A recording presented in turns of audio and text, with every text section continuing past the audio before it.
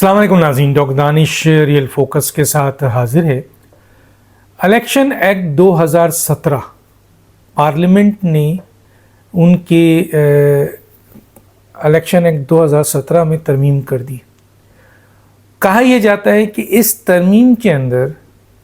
Clarity نہیں تھی کہ اگر کوئی پارٹی جو آپ کے ریزرو سیٹ کا لسٹ پرووائڈ نہیں کرتی وہ پھر بھی ریزرو سیٹ کی حقدار ہوتی ہے یا نہیں ہوتی ہے۔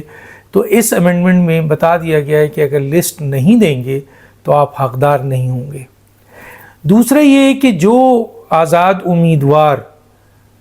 within 3 days کسی سیاسی جماعت کو جوائن کر لیں گے، ڈکلیریشن دے دیں گے کسی سیاسی جماعت کے ساتھ، تو پھر وہ کسی دوسری سیاسی جماعت کا حصہ نہیں بنیں گے۔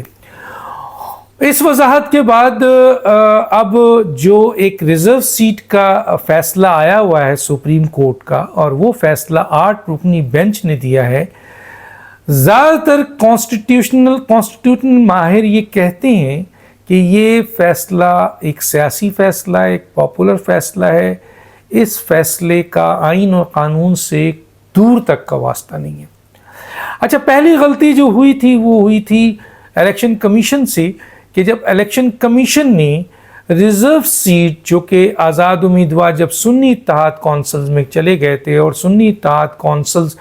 ایگزسٹ کرتی تھی اور وہ پارلیمانی جماعت بھی مان لیا الیکشن کمیشن نے، تو پھر جب سنی اتحاد پارلیمنٹ میں موجود تھی تو اس کو وہ ریزرو سیٹ ملنی چاہیے تھی، لیکن وہاں یہ سوال اٹھ گیا تھا کہ سنی اتحاد کونسل تو الیکشن بھی نہیں لڑا، اور انہوں نے جو ہے وہ آپ کے پرووائڈ نہیں کی وہ لسٹ ریزرو کی، تو اس لیے ان کو نہیں ملے گا،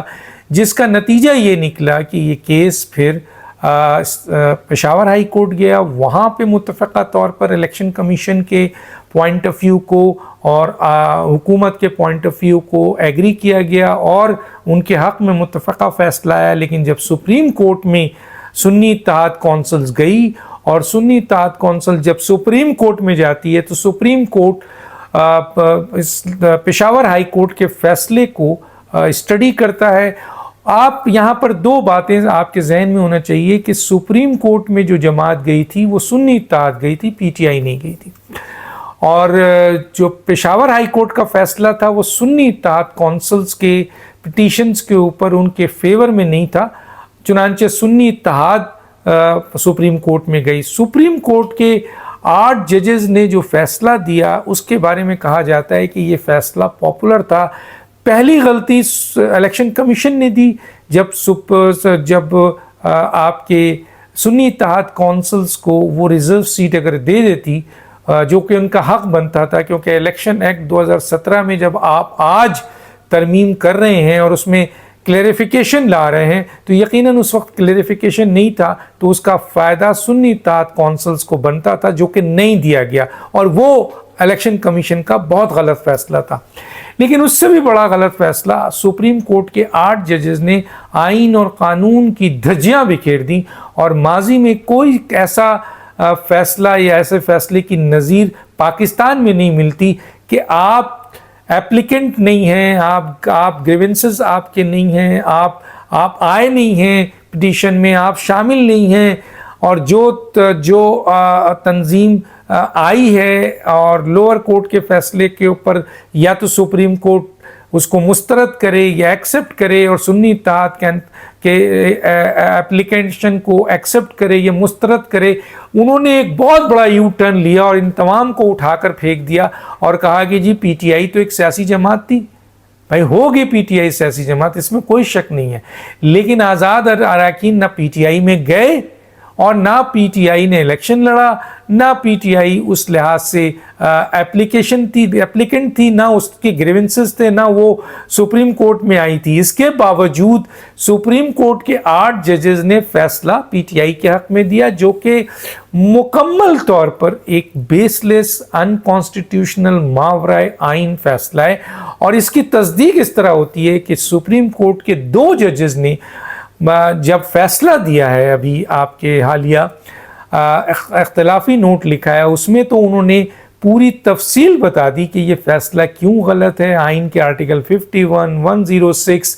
175 जुरिडिक्शन नहीं थी, 187 का हवाला भी नहीं है, 185 का हवाला नहीं है। बस कहते हैं ना, मेरी अदालत, मेरा फैसला और जो मैंने दे दिया। और यही माजी में होता है कि ऐसे अनकॉन्स्टिट्यूशनल फैसले को कोई चैलेंज इन्हीं के सामने किया जाता है, और सुप्रीम कोर्ट के अगर यही जज रहते हैं तो फैसला यही रहता है। लेकिन अगर डिफरेंट जजेस आ जाते हैं तो फिर हमने देखा कि 62(1)(f) का फैसला भी उठा के फेंक दिया गया, जुल्फ़िकार अली भुट्टो वाला फैसला भी उठा के फेंक दिया गया, मुशर्रफ साहब को जो रिलीफ दिया था 3 साल का, उसका फैसला भी उठा के फेंक दिया गया। तो कहने का मतलब ये है कि सुप्रीम कोर्ट का जो मुख्तसर फैसला है उसका तो कोई जुरिडिक्शन नहीं मिल रही है, कोई कानूनी हिज नहीं, कोई नज़रिया, कोई पहले की जजमेंट भी नहीं मिल रही है। और 2 इख्तिलाफी नोट में बहुत ही अहम बात की गई, और हम ये सवाल हमेशा उठाते हैं, और मैंने तो ये ट्वीट भी किया था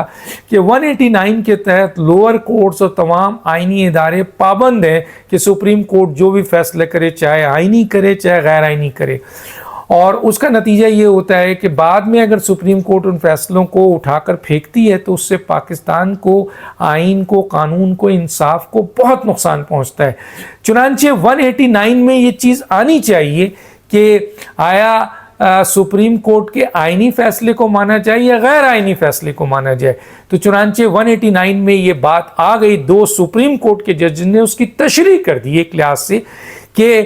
कोई ऐसा फैसला जो आइन से तसादुम हो या जो गैर आइनी, गैर कानूनी फैसला हो, उसको कोई आइनी इदारे मानने के पाबंद नहीं है। बहुत बड़ा फैसला दे दिया है। अब इसके ऊपर इलेक्शन एक्ट 2017 पार्लियामेंट को कानून साजी या अमेंडमेंट करने का इख्तियार है। इलेक्शन एक्ट में उन्होंने सिंपल मेजॉरिटी से एक तरमीम की है, और वो तरमीम में उन्होंने क्लैरिफिकेशन दिया है, और उन्होंने